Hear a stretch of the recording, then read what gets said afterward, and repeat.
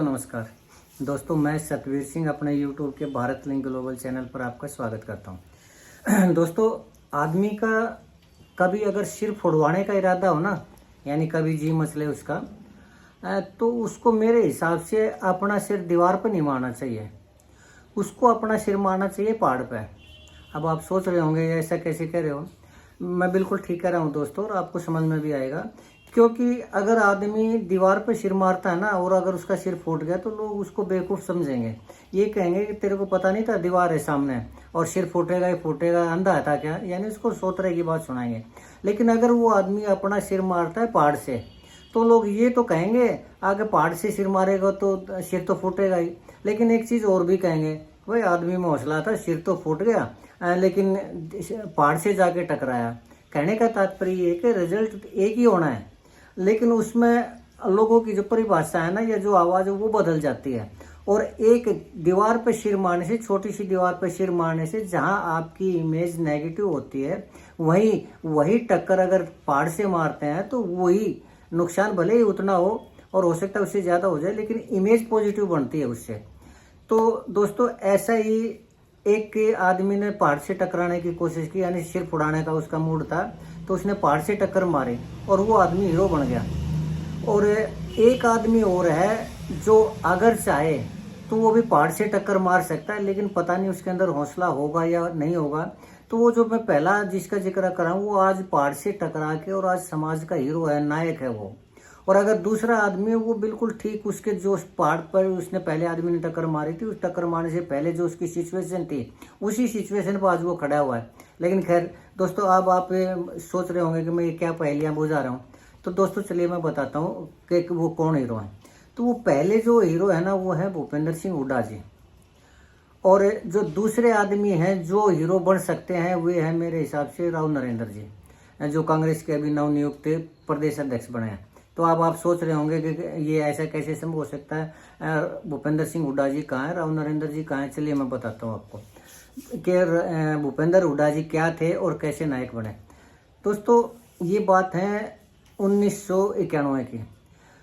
चौधरी देवीलाल जी थे ना, वो राष्ट्रीय राजनीति में आना चाह रहे थे, तो उस टाइम वो हुआ करते विधायक हुआ करते, तो लेकिन राष्ट्रीय राजनीति में जाना था तो उसके लिए सांसद बनना पड़ता था, हालांकि वो मुख्यमंत्री थे। लेकिन अगर वो उन्होंने राष्ट्र की राजनीति करनी थी तो लोकसभा का चुनाव लड़ना पड़ता। तो उस टाइम में वो उन्होंने चुनाव लड़ा 1991 में 2 जगह से, एक रोहतक से और एक सीकर से। तो रोहतक को वो अपना बिल्कुल घर का वो माना करते, क्योंकि उन्होंने चुनाव भी लड़ा था, महम से शायद चुनाव लड़ा था और वो उसमें जीत के ना, मतलब कहने का तात्पर्य ये को महम को रोहतक को ये माना करते आगे मेरा जो घर है तेजाखेड़ा के बाद वो मेरा घर रोहतक है। और वो हमेशा रोहतक वाले जो जनता थी, रोहतक की जनता थी, वो भी उनको इसी तरह प्यार किया करती, इसी तरह सम्मान किया करती और उनको इलेक्शन में जिताया करती। लेकिन 1991 में दोस्तों उन्होंने जो रोहतक से लोकसभा का चुनाव लड़ा, सीकर से लड़ा, तो रोहतक से इस्तीफा दे दिया। रोहतक से इस्तीफा दे दिया तो लोगों ने अपने आप को बड़ा ठगा हुआ महसूस किया। तो ठगा हुआ महसूस करने के कारण लोगों में नाराजगी होगी। लेकिन पता नहीं फिर दोबारा से उन्होंने चुनाव लड़ने की कोशिश की, शायद 93 में। और जब 93 में चुनाव लड़ा तो लोगों ने उनको फिर हरा दिया। और फिर उसके बाद फिर उन्होंने चुनाव लड़ा 96 में, तो 96 में फिर हरा दिया। लेकिन ये दोस्तों वाकया था। तो इसमें भूपेंद्र हुड्डा जी का क्या रोल है वो मैं बताता हूँ। तो दोस्तों लोगों के अंदर इतनी नाराजगी थी कि उन्होंने देवीलाल जी को हराना ही हराना था। और उस टाइम भूपेंद्र हुड्डा जी ने कोई भी लोकसभा का चुनाव नहीं लड़ा था। तो जैसे ही चुनाव डिक्लेयर हुए, भूपेंद्र हुड्डा जी ने सोची कि क्यों न देवीलाल जी के खिलाफ चुनाव लड़ लिया जाए, क्योंकि वो पहले विधायक करोई से हल्के से चुनाव लड़ा करते। तो उन्होंने सोचा कि क्यों न देवीलाल से चुनाव लड़ाया जाए, उनके विरुद्ध चुनाव लड़ाया जाए। तो लोगों ने समझाया कि इतने बड़े नेता के सामने चुनाव लड़ोगे, तो उनका एक ही सोच थी कि कोई बात नहीं, हारूंगा ना, लेकिन ये तो हो जाएगा ना, भाई हारा भी तो किससे, देवीलाल से हारा। और देवीलाल उस टाइम देश के बहुत बड़े नेता थे, एक तरह से कहने का मतलब ये कि जननायक थे वो। तो उन्होंने ये सोच कर चलो हारना ही है, देवीलाल जी से हार जाएंगे, कुछ नाम तो होगा, ये तो हार भी गए तो कोई बात नहीं, एक तरह से इज्जत तो बढ़ जाएगी। तो उन्होंने चुनाव लड़ लिया 1991 में देवीलाल जी के खिलाफ। और लोगों ने देवीलाल जी को हराना था, चाहे भूपेंद्र हुड्डा जी होते या कोई भी होते, वो देवीलाल जी को हराना ही हराना था। तो भूपेंद्र हुड्डा जी की जगह कोई और भी हो जाता तो वो भी जीत जाता। तो जैसे ही कहूँ मैं चुनाव हुए, लोगों ने देवीलाल जी को हरा दिया और भूपेंद्र हुड्डा जी बन गए MP। जैसे ही भूपेंद्र हुड्डा जी ने देवीलाल जी को हराया, उनका ओबियसली जितना एक सांसद का कद होता है उससे ज़्यादा बढ़ाई बढ़ा, क्योंकि देवीलाल जी जो राष्ट्रीय स्तर के नेता थे उनको हरा दिया। लेकिन दोस्तों देवीलाल जी को उठा गुस्सा, तो उन्होंने 93 में फिर चुनाव लड़ लिया। शायद उपचुनाव हुए थे, लेकिन लोगों की नाराजगी वो दूर नहीं हुई और भूपेंद्र हुड्डा जी ने फिर उनके वो चुनाव लड़ा। मध्यावधि चुनाव हुए थे, शायद कुछ ऐसा ही था। तो उस चुनाव के अंदर जब भूपेंद्र हुड्डा जी फिर खड़े हुए, तो भूपेंद्र हुड्डा जी ने कोई विशेष कार्य नहीं किया था, न 91 से 93 तक कोई कार्य किया था, और न ही कोई 91 से पहले कोई ऐसा किया था कि वो पब्लिक के हीरो। लेकिन लोगों ने देवीलाल जी को हराना था, तो 91 में तो हरा दिया, 93 में फिर जब चुनाव हुए तो रोहतक की जनता ने फिर देवीलाल जी को हरा दिया, और देवीलाल जी के हराने से भूपेंद्र हुड्डा जी जीत गए। तो भूपेंद्र हुड्डा जी जब जीत गए तो हीरो बन गए वो एकदम से। पूरे न सिर्फ उनका कद हरियाणा में बढ़ा, बल्कि पार्टी में भी उनका कद बढ़ा और राष्ट्रीय लेवल पर उनका नाम भी हो गया। लेकिन उस टाइम में CM हुआ करते ओम प्रकाश चौटाला जी, उन्होंने इसको अपने मान सम्मान से जोड़ लिया कि क्या पहले तो 91 में जब वो चौधरी देवीलाल जी आ रहे तब उनको गुस्सा उठा इसी चीज़ के लिए कि अब की बार हराऊंगा भूपेंद्र हुड्डा को। उन्होंने देवीलाल जी को फिर ग्राउंड में उतार दिया और देवीलाल जी फिर हार गए। तो ओम प्रकाश जी थे वो बहुत तकड़ा आदमी थे, तो उन्होंने जिद पकड़ ली कि एक बार तो भूपेंद्र हुड्डा को हराना है, चौधरी देवीलाल जी के हाथों में हराना है। तो उन्होंने 96 में फिर चुनाव हुए, तो देवीलाल जी ने रोहतक से टिकट मिली और भूपेंद्र हुड्डा जी ने फिर उनके खिलाफ, तो पब्लिक ने उनको तीसरी बार फिर हरा दिया चौधरी देवीलाल जी को। जब चौधरी देवीलाल जी को हराया तो तब तक भूपेंद्र हुड्डा जी बहुत कद्दावर नेता बन चुके थे। वो किसके कारण बने थे? वो बने थे चौधरी देवीलाल जी के कारण। क्यों? क्योंकि मैंने पहले बताया था कि अगर आदमी की किस्मत तेज हो और अगर वो पहाड़ से टकराता है, तो पहाड़ की कई बार ऐसा होता है कि जिस पत्थर से उनका सिर टकराता है ना, उसके नीचे की जो जमीन है ना, वो बोथरी हो चुकी होती है, यानी उसमें दम नहीं होता, वो हल्की सी टक्कर में वो पहाड़ लुढ़क जाता है। यही काम हुआ भूपेंद्र हुड्डा जी के साथ। लोगों ने, रोहतक की जनता ने देवीलाल जी को हराना ही हराना था, और किस्मत देखिए भूपेंद्र हुड्डा जी की, उन्होंने उनके खिलाफ इलेक्शन लड़ा और वो जीत गए किस्मत से।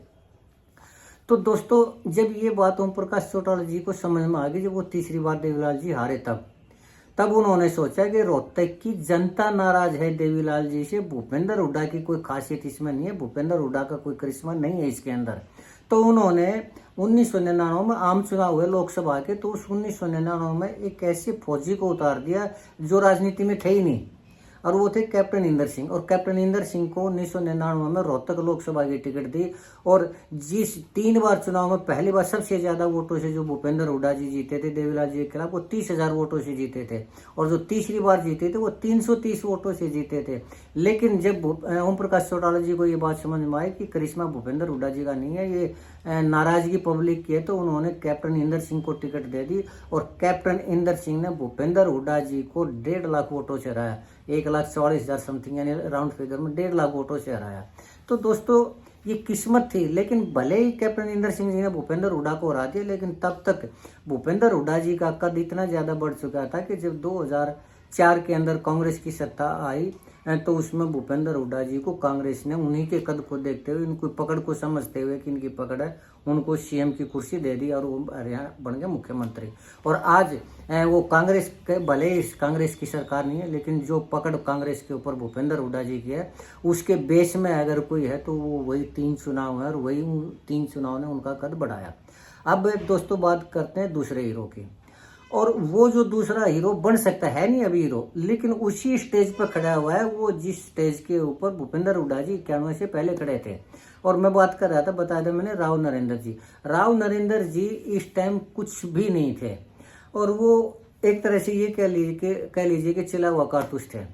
और लेकिन कुछ परिस्थितियों ने कहिए, या कुछ समीकरणों ने कहिए, या फिर अपने गुटबाजी को कहिए, गुटबाजी के कारण भूपेंद्र हुड्डा जी ने उनको बना दिया कांग्रेस का प्रदेश अध्यक्ष।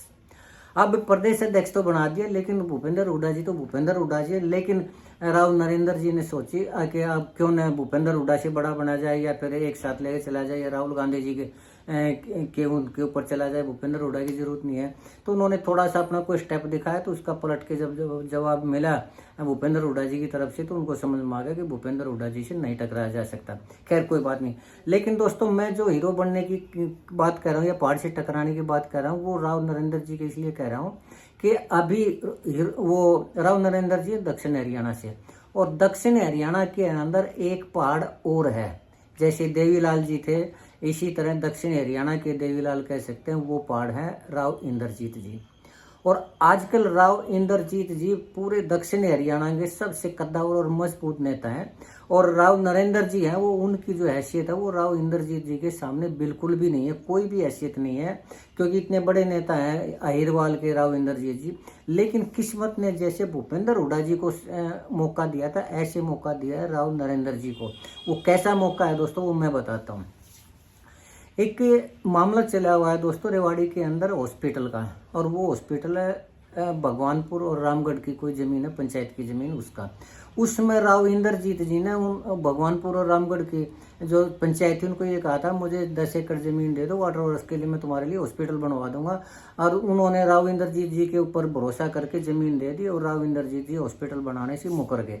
और वो जो मामला चला हुआ है दोस्तों, इसको भगवानपुर और रामगढ़ की जो पंचायत है, इन्होंने अपना मान सम्मान का इशू बना लिया, और वो धरना प्रदर्शन कर रहे हैं, और वो जिद पड़े हुए हैं राव उस पर 200 बेड का हॉस्पिटल बनाने के लिए। लेकिन इधर से राव इंद्रजीत जी भी जिद पड़े हुए हैं, वो ये कह रहे हैं कि मैं इस हॉस्पिटल को बनने नहीं दूंगा। तो मामला है ये दोस्तों, अगर राव नरेंद्र जी उस भगवानपुर और रामगढ़ के हॉस्पिटल की अगुवाई करते हैं, और अगर उस आंदोलन की अगुवाई करते हैं, हालांकि उसमें एक नया चेहरा आया है, कोई राव रघु यादव जी हैं, लेकिन वो रघु यादव जी मैं नहीं समझता इतने ज़्यादा होंगे, क्योंकि वो पहले नेता थे, अब तो वो भी चले हुए कारतूस हो चुके हैं, उनका इतना ज़्यादा प्रभाव नहीं है। हालांकि अगर ये राव नरेंद्र जी अगर इनको अध्यक्ष नहीं बनाया जाता, तो मैं भी ये समझता हूँ कि ये भी आजकल कहीं रेवाड़ी के अंदर या जहाँ इनका रेजिडेंट है वहाँ गलियों में गोदी में बच्चा लेके घूम रहे होते, क्योंकि आजकल के बुजुर्ग का भी कितने ही बड़े सम्मानित क्यों ना हो, लेकिन जो आजकल की औलाद है ना, जो उनके संतान है, वो अपने बच्चों को उनको खिलाने जो 2 वक्त की रोटी देती है ना, 2 सवेरे शाम, उसके बदले में अपने बच्चों को खिलवाती है कि गोद में लेकर ना गलियों में खिला के लाओ। ये आजकल हर एक बुजुर्ग की हालत हो रही है।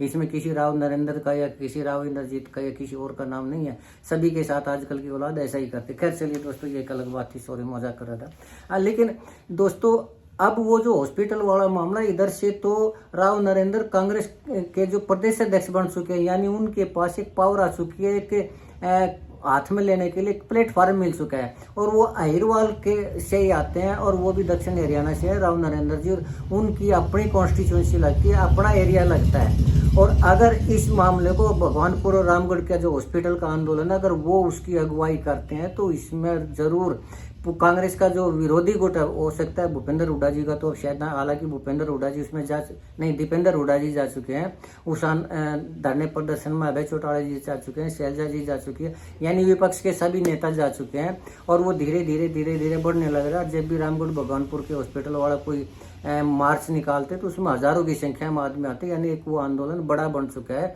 और ये आंदोलन आने वाले टाइम में राव इंद्रजीत जी के लिए गले की फांस बनेगा। और अगर इस आंदोलन की अगुवाई करते हैं राव नरेंद्र जी, तो डेफिनेटली उनको उस पहाड़ से टकराने की जो मैं देवीलाल जी का भूपेंद्र हुड्डा कर रहा था, वही उनको मौका मिलेगा। और अगर वो इस आंदोलन को बड़ा बना देते हैं, राहुल गांधी को ले आते हैं, या पूरी कांग्रेस के हरियाणा कांग्रेस के कार्यकर्ताओं को वहां पर वो रख देते हैं, तो खुद बीजेपी राव इंद्रजीत जी के कद को छोटा करना चाह रही है। और जैसे ही आंदोलन राव नरेंद्र जी की अगुवाई में थोड़ा सा भी बड़ा बनाना, बीजेपी उसी टाइम उसकी हॉस्पिटल को बनवाने की परमिशन दे देगी, और हॉस्पिटल जाएगा बन, और उसका अगर क्रेडिट मिलेगा तो वो राव नरेंद्र को मिलेगा, और राव नरेंद्र जी दूसरे भूपेंद्र हुड्डा जी हो जाएंगे अहिरवाल के। ये मेरी कैलकुलेशन दोस्तों, मुझे ऐसा लगता है कि बिल्कुल परफेक्ट है। अगर राव नरेंद्र जी उस हॉस्पिटल की अगुवाई कर लेते हैं, स्वीकार कर लेते हैं, और आंदोलन को बड़ा बना देते हैं, पूरे दक्षिण हरियाणा का उसको आंदोलन बना देते हैं, तो राव इंद्रजीत जी से टकराने का इससे ज़्यादा बड़ा फायदा उनको और ज़िंदगी में कभी नहीं मिलेगा। किस्मत ने आज राव नरेंद्र को ये मौका दिया है। अगर राव नरेंद्र इस चीज़ को कैच कर पाए, तो अहिरवाल के वो एक छतर नेता हो सकते हैं। क्यों क्योंकि हॉस्पिटल जिस दिन भी बनेगा उस दिन पूरे दक्षिण हरियाणा के अंदर ये हो जाएगा कि राव नरेंद्र ने राव इंद्रजीत जी को हरा दिया, और वही देवीलाल और भूपेंद्र हुड्डा वाली स्थिति हो जाएगी। राव नरेंद्र है सिर्फ दक्षिण हरियाणा के ही नहीं, पूरे हरियाणा के नेता बन सकते हैं। तो मुझे ऐसा लगता है कि राव नरेंद्र को ये मौका हाथ से नहीं जाने देना चाहिए, और इससे उनका तो व्यक्तिगत फायदा है ही है, उनका तो वजूद बढ़ेगा ही बढ़ेगा, पब्लिक को हॉस्पिटल भी मिल जाएगा।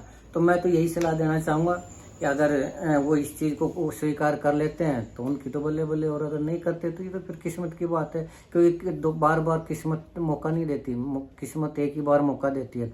जैसे भूपेंद्र हुड्डा जी को किस्मत ने मौका दिया, वो देवीलाल से टकराए और आज वो कहाँ हैं। और अगर राव इंद्रजीत जी भगवानपुर रामगढ़ के हॉस्पिटल को लेकर आंदोलन कर देते और सफल हो जाते हैं तो मुझे लगता है कि आने वाला टाइम बहुत ब्राइट है राव नरेंद्र के लिए। तो आज के लिए इतना ही दोस्तों।